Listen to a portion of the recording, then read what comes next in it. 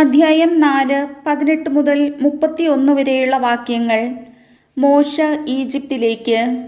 മോശ അമ്മായിയപ്പനായ ജത്രോയുടെ അടുക്കൽ തിരികെ ചെന്ന് പറഞ്ഞു, ഈജിപ്തിലുള്ള എൻ്റെ സഹോദരർ ജീവിച്ചിരിപ്പുണ്ടോ എന്ന് അറിയുന്നതിന് അങ്ങോട്ട് മടങ്ങിപ്പോകാൻ എന്നെ അനുവദിക്കണം.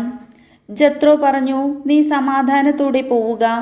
മിദ്യാനിൽ വെച്ച് കർത്താവ് മോശയോട് പറഞ്ഞു, നീ ഈജിപ്തിലേക്ക് മടങ്ങിപ്പോവുക. നിന്നെ കൊല്ലാൻ കാത്തിരിക്കുന്നവർ മരിച്ചു കഴിഞ്ഞു. മോശ ഭാര്യയെയും പുത്രന്മാരെയും കഴുതപ്പുറത്ത് കയറ്റി ഈജിപ്തിലേക്ക് തിരിച്ചു. അവൻ ദൈവത്തിൻ്റെ വടിയും കയ്യിലെടുത്തു. കർത്താവ് മോശയോട് പറഞ്ഞു, നീ ഈജിപ്തിലേക്ക് മടങ്ങുകയാണ്. അവിടെ എത്തുമ്പോൾ ഞാൻ നിനക്ക് വശമാക്കി തന്നിരിക്കുന്ന അത്ഭുതങ്ങൾ ഫറവോയുടെ സാന്നിധ്യത്തിൽ പ്രവർത്തിക്കണം. എന്നാൽ ഞാൻ അവനെ കഠിനചിത്തനാക്കും. അവൻ ജനത്തെ വിട്ടയക്കുകയില്ല.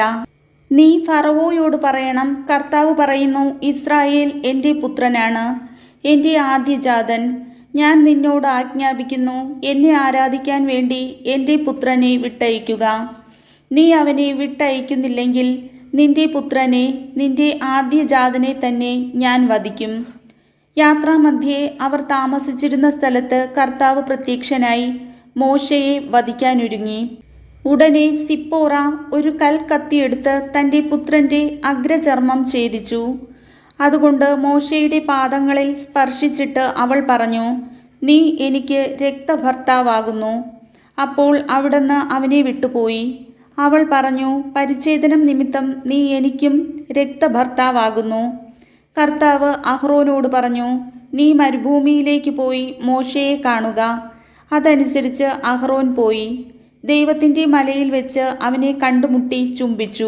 തന്നെ അയച്ച കർത്താവ് കൽപ്പിച്ച എല്ലാ കാര്യങ്ങളും താൻ പ്രവർത്തിക്കണമെന്ന് അവിടുന്ന് ഭരമേൽപ്പിച്ച അടയാളങ്ങളും മോശ അഹ്റോനോട് വിവരിച്ചു പറഞ്ഞു.